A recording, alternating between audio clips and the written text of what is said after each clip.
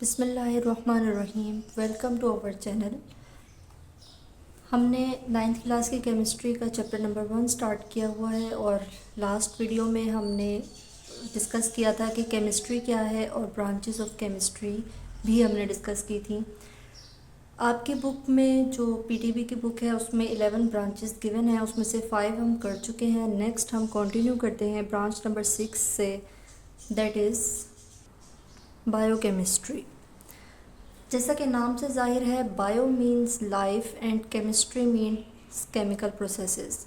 तो वो chemical processes जो हमारी लिविंग ऑर्गेनिज़म्स में हो रहे हों या लिविंग ऑर्गेनिज़म्स पर इम्पैक्ट रखते हों, जब हम उनकी स्टडी करते हैं, उन केमिकल प्रोसेसेस और उन केमिकल सब्सटेंसेस की स्टडी करते हैं, तो हम उसको बायोकेमिस्ट्री का नाम देते हैं।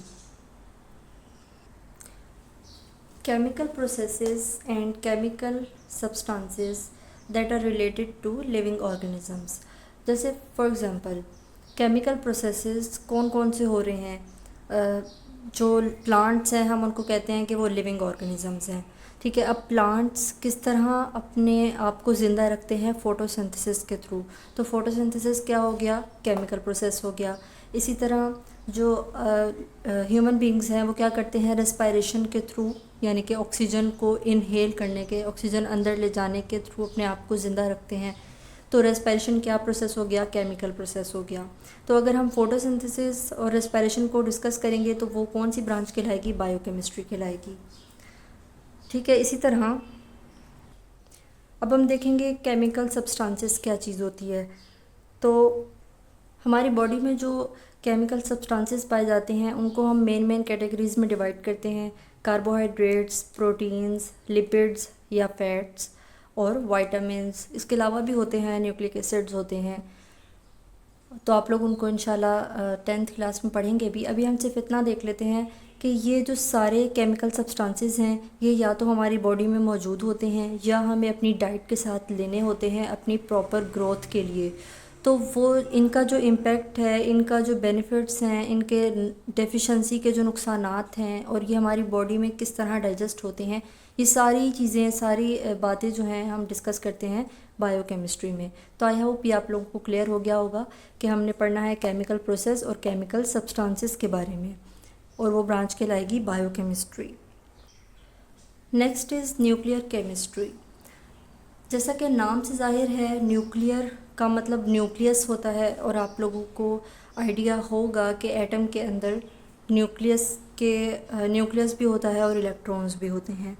रिकॉल करने के लिए, ये एटम का सिंपल सा स्ट्रक्चर है और इसमें देखें कि ये पूरा एटम है, सेंटर में न्यूक्लियस है जिसमें पी से प्रोटॉन और एन से न्यूट्रॉन मौजूद है, और यानी कि प्रोटॉन और न्यूट्रॉन मिलाकर न्यूक्लियस बनाते हैं।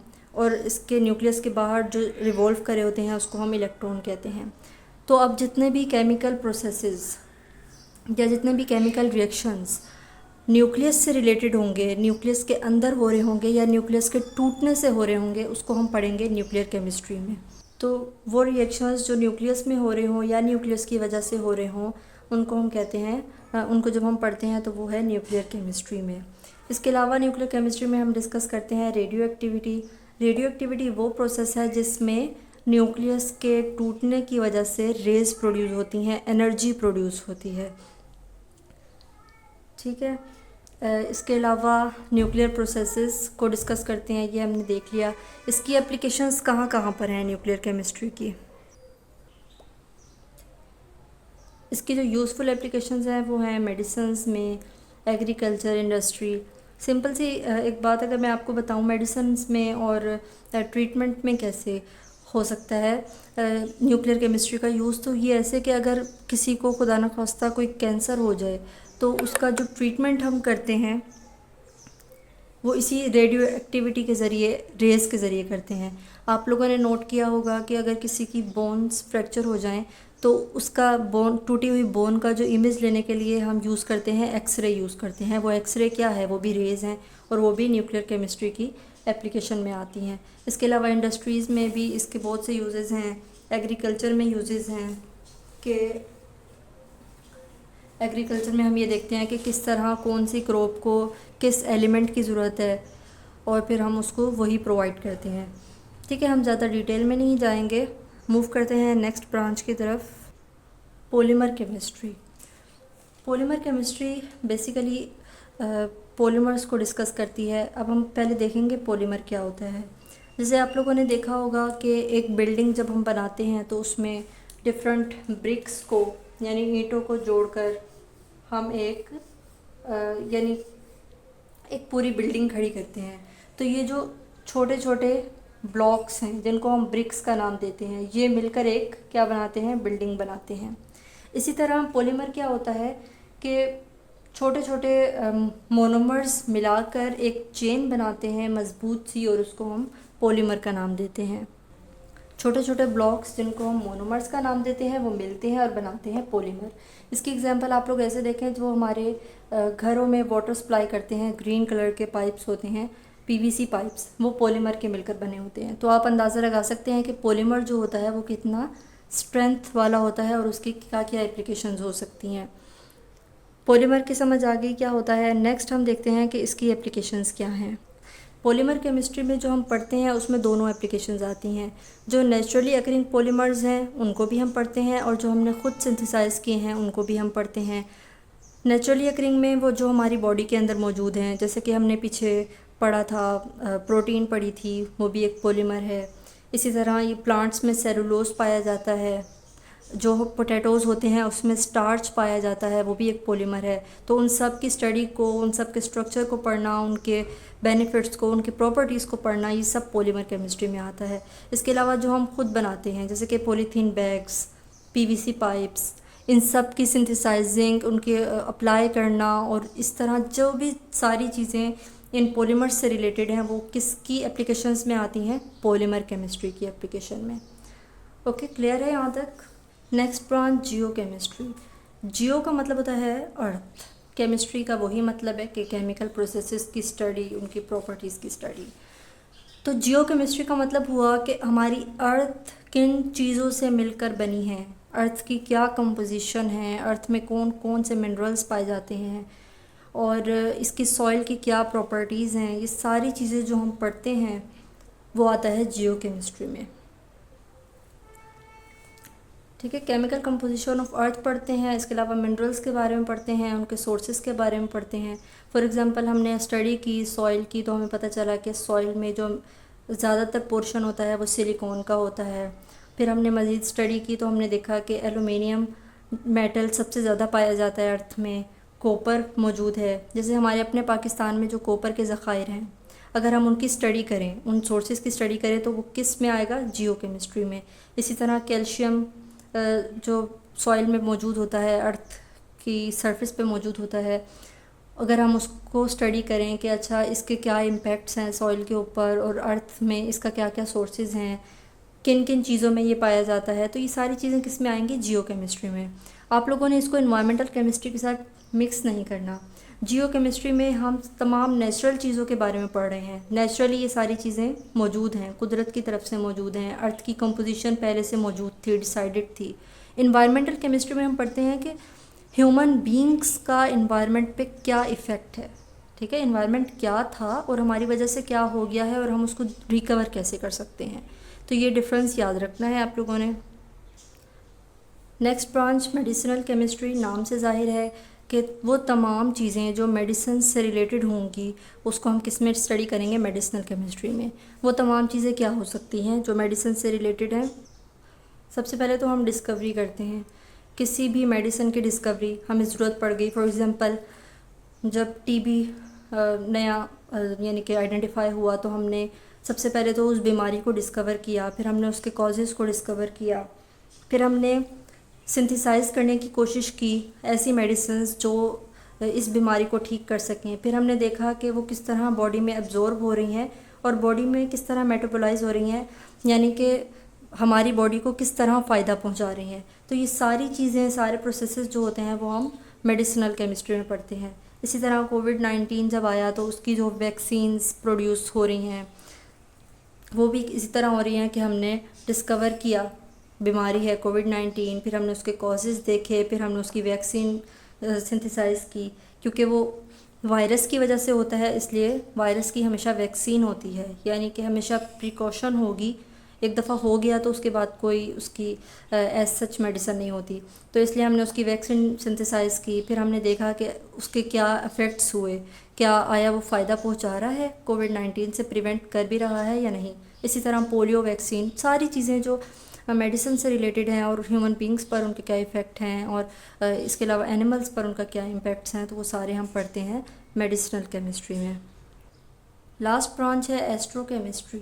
एस्ट्रो का वर्ड जहाँ भी आ जाए आप लोगों ने याद रखना है कि स्पेस के बारे में बात हो रही है। फर्स्ट ऑफ ऑल हम देखते हैं स्पेस क्या होता है। हमारी जो अर्थ है उसके इर्द गिर्द गैसेस का एक क्लस्टर मौजूद होता है, यानी कि ऑक्सीजन जिसके ज़रिए हम सांस लेते हैं, कार्बन डाइऑक्साइड जिसके ज़रिए प्लांट्स वो करते हैं, रेस्पायर करते हैं, और भी बहुत सी गैसेस मौजूद होती हैं, नाइट्रोजन होती है, वाटर वेपर्स मौजूद होते हैं। ठीक है, जो जो हम अर्थ से दूर मूव करते रहते हैं, जिस मर्ज़ी साइड पे आप मूव करें, ऊपर नीचे दाएं बाएं, तो जितना हम अर्थ से दूर मूव करते हैं एक पॉइंट ऐसा आता है जहाँ पर ये गैसेस जो हैं ये ख़त्म हो जाती हैं और वहाँ पर कोई गैस मौजूद नहीं होती। तो उस जगह को जहाँ पर कोई भी गैस मौजूद ना हो हम कहते हैं कि स्पेस है। तो वो हर चीज़ जब हम स्पेस के बारे में स्टडी करते हैं तो उसके बारे में जितनी भी स्टडी होगी वो एस्ट्रोकेमिस्ट्री में पढ़ी जाएगी। ठीक है, इसीलिए कहते हैं कि इसमें इंटरस्टेलर स्पीशीज़ की स्टडी भी आ जाती है, यानी कि स्टार्स की, प्लैनेट्स की, क्योंकि वो स्पेस में मौजूद हैं। वो ऐसी जगह मौजूद है जहाँ पे अर्थ की गैसेस का कोई गुज़र नहीं है। तो इसलिए ऐसी जगह जहाँ पर गैसेस ना हो, फॉर एग्ज़ाम्पल स्टार्स, प्लैनेट्स वगैरह, तो उसको हम किस में स्टडी करते हैं, एस्ट्रोकेमिस्ट्री में। एस्ट्रोनॉट्स की टर्म जो है वो इसी से यूज़ होती है ना, कि वो मून पे जा रहा है तो वो क्या है, वो एस्ट्रोनॉट है। क्यों? क्योंकि जब वो मून पे जाने लगेगा तो वो अर्थ को क्रॉस करके, इन तमाम गैसेस को क्रॉस करके स्पेस में मून के अंदर जाएगा, तो इसलिए हमने उसको एस्ट्रोनॉट का नाम दे दिया। ठीक है जी। अब तक हमने ब्रांचेस ऑफ केमिस्ट्री पढ़ी हैं, उनको हम रिकॉल कर लेते हैं। फ़िज़िकल केमिस्ट्री में हम कंपाउंड्स की फ़िज़िकल प्रॉपर्टीज़ और उनमें किस स्पीड से रिएक्शंस हो रहे हैं वो पढ़ते हैं। इनऑर्गेनिक में हम वो कंपाउंड्स पढ़ते हैं जिनमें कार्बन और हाइड्रोजन एट ए टाइम एक ही कंपाउंड में मौजूद नहीं होती, या फिर वो कंपाउंड जिसमें थोड़ी सी कार्बन होती है या बिल्कुल कार्बन नहीं होती, जैसे वाटर हो गया, H2O। ऑर्गेनिक कंपाउंड्स वो होते हैं जो जिनमें कार्बन और हाइड्रोजन एक ही मॉलिक्यूल में, एक ही कंपाउंड में इकट्ठी पाई जाती है। ऑर्गेनिक के अपोजिट इनऑर्गेनिक है। जो ऑर्गेनिक कंपाउंड्स हैं उनके अलावा जितने भी कंपाउंड्स होंगे वो इनऑर्गेनिक में आते हैं। एनालिटिकल में हम सब्सटेंसेस की कंपोजिशन को फाइंड आउट करते हैं। हमें पता चलता है कि सब्सटेंस किन किन चीज़ों से मिलकर बना हुआ है और कितनी कितनी अमाउंट उसमें मौजूद है हर चीज़ की। बायोकेमिस्ट्री में लिविंग ऑर्गेनिजम्स में जितने भी केमिकल रिएक्शंस हो रहे हैं उनको डिस्कस करते हैं। न्यूक्लियर में वो तमाम रिएक्शंस जो न्यूक्लियस की वजह से हो रहे हैं उसको हम इस ब्रांच में पढ़ते हैं।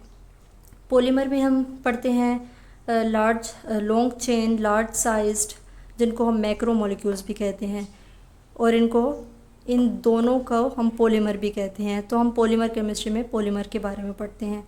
जियोकेमिस्ट्री में हम मिनरल्स के बारे में और जो नेचुरल चीज़ें अर्थ पे मौजूद हैं जैसे उसकी कंपोजिशन वगैरह, इसके बारे में पढ़ते हैं। इन्वायरमेंटल में हम पढ़ते हैं कि ह्यूमन इंटरेक्शन क्या है वाटर, एयर और सॉइल के साथ। क्या वो ह्यूमन्स उसको ख़राब कर रहे हैं, क्या उसको फ़ायदा पहुंचा रहे हैं इन्वायरमेंट को। ये तीनों चीज़ें हमारा इन्वायरमेंट बनाती है ना, तो हम इस इन्वायरमेंट के साथ ह्यूमन का इंटरेक्शन पढ़ेंगे इन्वायरमेंटल केमिस्ट्री में। मेडिसिनल केमिस्ट्री में मेडिसिन्स को पढ़ते हैं, और एस्ट्रोकेमिस्ट्री में हम स्पेस में जितनी भी चीज़ें हैं, स्टार्स, प्लैनेट्स एक्सेट्रा, इन सब चीज़ों के बारे में पढ़ते हैं। तो आई होप ये आप लोगों को क्लियर हो गया होगा, और इसको एक एक एग्जांपल के साथ याद रखेंगे तो इंशाल्लाह कभी आपको भूलेगा नहीं। अदरवाइज़ दो पॉइंट्स इन सब के याद रखें तो कभी भी ये मिस्टेक नहीं होगी कि कौन सी ब्रांच में कौन सा स्कोप आता है।